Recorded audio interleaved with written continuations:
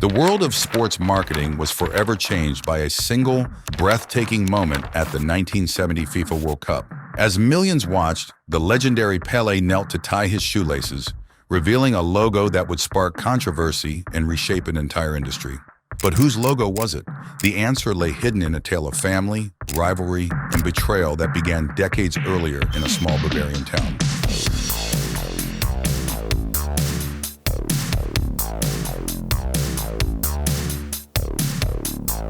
Our story begins in 1918 in the humble setting of Herzogenaurach, Bavaria. Adolf Dassler, known affectionately as Adi, had just returned from the First World War. With resources scarce and opportunities few, Adi began crafting shoes in his mother's laundry shed. His hands, calloused from war, now worked tirelessly to shape discarded military gear into functional footwear. Adi's passion for athletics infused his work with innovation, and soon his unique designs caught the attention of local athletes. As Adi's little venture grew, his older brother Rudolf, or Rudi, joined the business. Where Adi was the quiet craftsman, Rudi was the charismatic salesman. Together, they seemed unstoppable. By 1933, their company employed 70 people and was riding high on the Nazi regime's emphasis on physical fitness. The brothers' crowning achievement came at the 1936 Berlin Olympics, where the African-American athlete Jesse Owens won 4 gold medals wearing their shoes, catapulting the Dassler brand to international fame. But beneath the surface of success, tensions simmered.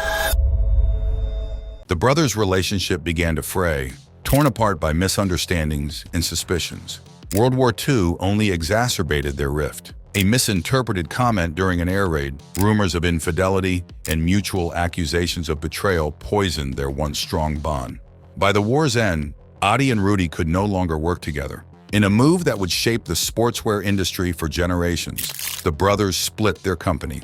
This split led to the birth of 2 iconic brands, each named in a way that reflected its founder's personality and vision.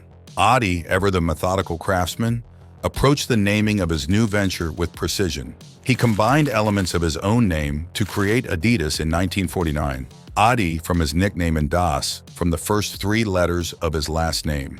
The famous 3 stripes logo, which Adi had been using since the 1940s, was originally designed for lateral foot support. It would go on to become one of the most recognizable logos in the world. Rudi, on the other hand, initially named his company Ruda, following a similar pattern to his brother. However, always attuned to the power of marketing, Rudi soon realized a more evocative name was needed. Inspired by his nickname and by the strength and agility of the big cat, he rebranded his company as Puma in 1948. The leaping cat logo, introduced later, would become just as iconic as Adidas's 3 stripes. The division ran deep, cleaving not just the family, but the entire town of Herzogenaurach. As the brothers parted ways, so did their employees. Most of the skilled workers and craftsmen, who had long admired Adi's technical expertise and innovative designs, chose to stay with Adidas. On the other hand, many of the sales and marketing personnel, drawn to Rudi's charisma and business acumen, followed him to Puma. The rivalry between the brothers reshaped the very fabric of Herzogenaurach society. The town became sharply divided along brand lines, with loyalty to one company often determining social interactions and relationships. People would instinctively look at others' shoes before deciding whether to engage in conversation. Wearing the wrong brand in certain parts of town could lead to cold shoulders or outright refusal of service in some businesses. Ironically, this fierce rivalry became a driving force behind the success of both Adidas and Puma. The division in Herzogenaurach created an intense atmosphere of competition that spurred innovation and productivity. Employees on both sides felt a deep sense of loyalty and belonging to their chosen company, which translated into exceptional dedication and performance. At Adidas, workers strived to prove that Adi's technical expertise and innovative designs were superior. They poured their energy into creating cutting-edge athletic shoes, constantly pushing the boundaries of performance and comfort. The pride of being part of the 3 Stripes family motivated them to maintain the highest standards of craftsmanship. Similarly, Puma employees were determined to show that Rudi's marketing, savvy, and bold approach to business were the keys to success in the sports industry. They worked tirelessly to create eye-catching designs and innovative marketing campaigns, always seeking to outdo their crosstown rivals. This rivalry-fueled dedication led to rapid advancements in shoe technology and marketing strategies. Both companies were constantly trying to one-up each other, resulting in a flurry of innovations that benefited athletes and consumers alike. The competition pushed both Adidas and Puma to expand globally, seeking new markets and opportunities to gain an edge over the other. The rivalry also created a unique brand loyalty among consumers. People didn't just buy shoes, they bought into a story, an identity. This intense brand allegiance helped both companies weather economic downturns and competitive pressures from other sportswear manufacturers. As the years passed and leadership of the companies transitioned to the founders' sons, both Adidas and Puma grew into global powerhouses. The second generation, inheriting not just the businesses but also the fierce rivalry, battled fiercely for market share, athletic endorsements, and any edge they could gain over the other. Their competition extended to bidding wars for top athletes, each trying to outdo the other with more lucrative contracts and innovative marketing campaigns. However, there was one line neither dared to cross: signing Pelé. The Brazilian football phenom was considered too valuable and too influential.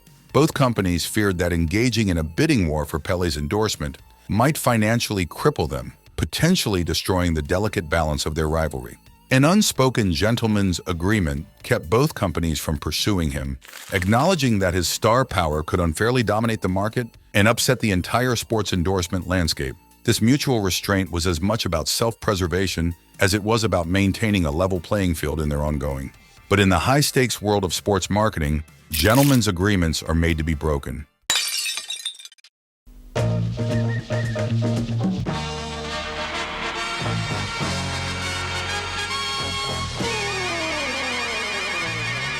As the 1970 World Cup approached, someone decided to make a move that would shatter this fragile truce and change the game forever. The tension was palpable as the teams lined up for Brazil's match against Peru. Millions of eyes were fixed on their television screens, watching as Pelé, the black pearl of Brazilian football, suddenly knelt down. With deliberate slowness, he began to tie his laces. The camera zoomed in, and there it was, a logo flashing across screens worldwide. But whose logo was it? The world gasped collectively as the Puma logo came into focus. It was Hans Henningsen, Puma's cunning representative, who had orchestrated this marketing masterstroke. In a move of breathtaking audacity, he had approached Pelé with a secret, lucrative offer to wear Puma boots during the World Cup. The deal, shrouded in secrecy, involved a sum substantial enough to secure Pelé's family's future. This wasn't just a coup for Puma. It was a betrayal of the highest order in the eyes of Adidas. The gentleman's agreement lay in tatters, and the already fierce rivalry between the two companies reached new heights. In Herzogenaurach, one can imagine the mixture of fury and begrudging admiration that must have coursed through the Adidas camp.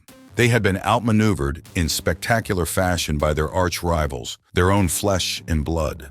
The impact was immediate and seismic. Puma's brand recognition skyrocketed overnight, and a new era of sports marketing was born.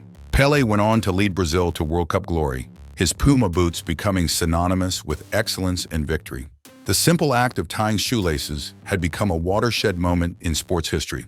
Today, the legacy of this rivalry is reflected in the immense value of both companies. At their peak, Adidas reached a market capitalization of approximately $74 billion, while Puma's highest market value was around $18.5 billion.